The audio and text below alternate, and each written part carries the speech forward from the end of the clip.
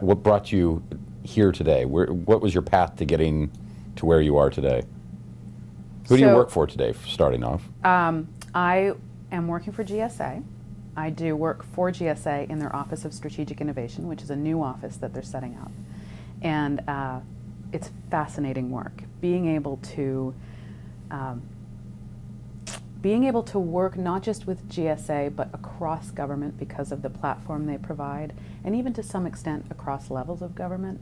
It's a really, it's a very interesting place to be. There are a lot of people there who care very deeply about finding better ways to do a lot of the things that we do as a government today, innovating business models so that in the future we're getting better results and spending less money. Why is that sort of what I call the below the radar part of government, the actual business of government, if you will? Why is that interesting? Why is that important? It's interesting because it's complex and it's hard to me, and that's how things actually get done. But a lot of people, I suppose, I wouldn't want to say people don't pay attention to it, but the kinds of folks that work at that level, a lot of people, millions of people across government who work at that level, realize that it is sort of a hierarchical bureaucratic structure that was built for stability and built to last and built to make sure that we had sustainable, repeatable processes that, although sustainable has a different meaning these days, but repeatable processes that allowed us to produce consistent results and do things in a certain kind of way. And so that leads to why it's important. It's important to work at that level these days because there are new models, new business models, new technologies available. There's a lot of process improvement that can make a dramatically different result in how we deliver results through the structure that we currently have. The sort of bureaucracy of the 50s is not the way to get things done in this new century. And so we need to be able to think a little more creatively, work across a lot of the silos that have been built up over time, and find ways to share resources in different ways that allow us to produce the same or better results for dramatically lower costs. There's a lot of frustration outside the Beltway about what goes on here in Washington. Mm-hmm. And I think many people believe that government is just broken. And really government, I think at federal, state, local, even other, you're seeing this in other countries. Is that accurate, or is government just in a transition? Why do people seem to be so angry at government these days? That's a big question. And I could take the rest of this day answering that question with the things that I think about it, but let me just pick on a couple of threads. One is that I am not going to sit here and say there aren't ways that government could be improved. In fact, I sat with a friend and brainstormed 12 different categories of waste just the other day. Different kinds of waste that I see day to day in government that we could work together in order to address and resolve. But that's really the key, isn't it, right? The working together piece. I mean, just as one example, I've seen in many, many agencies structural, regulatory, and legal reasons why things have to be done a certain way. And all of that was built up over time to address particular challenges that we were facing in the moment. But if we take a step back and look at it from an integrated or holistic level, there are contradicting goals that we have and legislation that often, and regulation that often conflicts or at least really challenges us in being able to meet some of those goals. Now that's just one area. There's a whole host of other areas of waste that we certainly can do something about, and I think increasingly people care a lot about doing that. Not to say that people historically didn't, but with the data that we have available today, with the level of transparency and visibility into some of these issues that we're getting today, that we didn't have in the past, we're much better equipped to be able to address some of those issues. And there are really, really great people inside of government. There are truly astounding people and skill sets inside of government that the kinds of folks that are working on a lot of these problems that fly below the radar screen, very, very impressive. So I'm optimistic. I really am optimistic. At the same time, why are people so angry? I do have to say, there is this us versus them mentality right now in the nation that I do not understand. Government is us.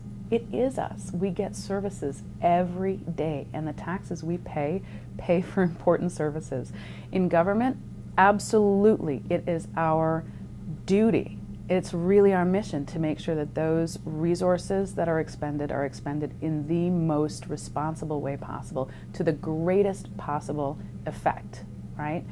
But I think sometimes folks, and I've seen it from being on the other side, not being in government. This is really my first foray into a government agency here. This notion that it's us versus them is unhealthy, and we have to find a way to turn it around. And there are these big fights going on right now, and really there have been for the last couple years, that have a dramatic impact on agencies' ability to carry out their mission, makes it more difficult. The phrase that I often hear the most is, why doesn't the government just operate like a business? Is that just an old argument that keeps hanging on, or should government operate like a business? Well, there are some things that we definitely could adopt from the private sector and do, right? It's a bit of a myth that we don't adopt practices from the private sector. Do we do it enough? Do we do it consistently and systematically? Are we really good at that?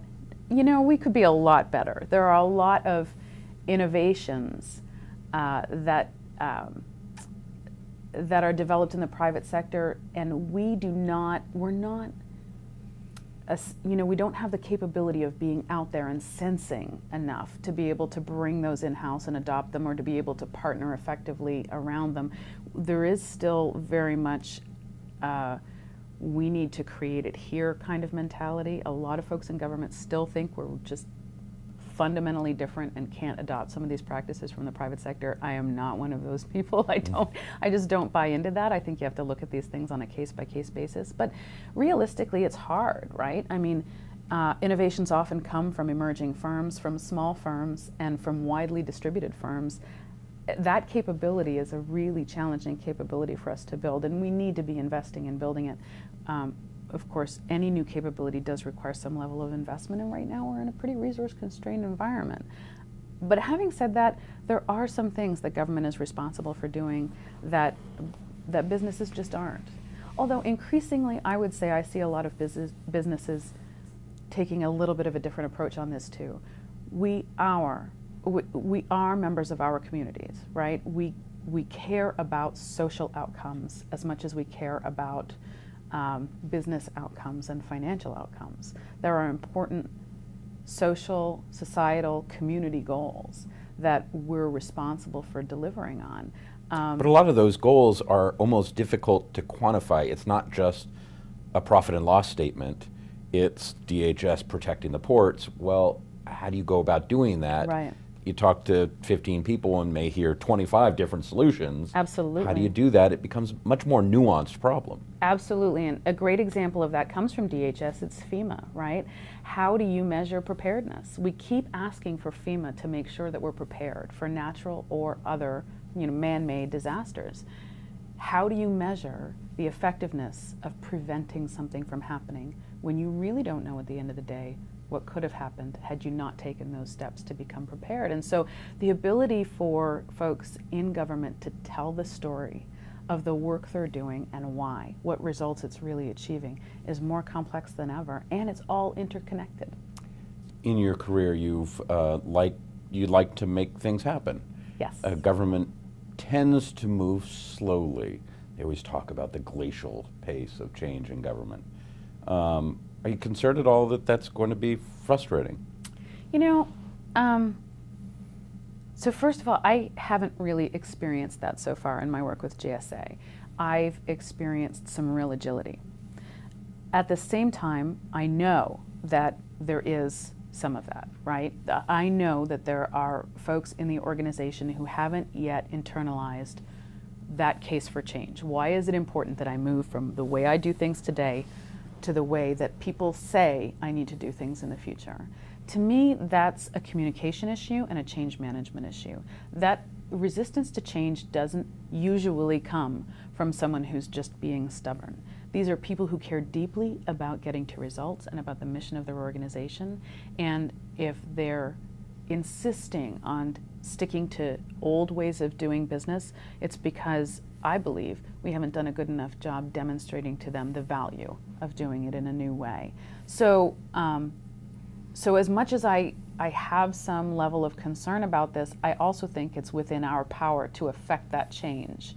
It's all about how we enroll people and how we move forward together and how we demonstrate results.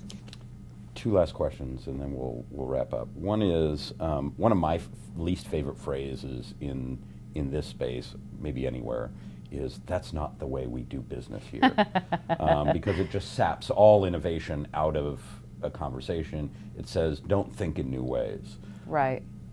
Do you have a least favorite phrase? Yes. My least favorite phrase is "we tried that." We tried that. I had that the other day. Well, we tried that about 8 years ago and it didn't work.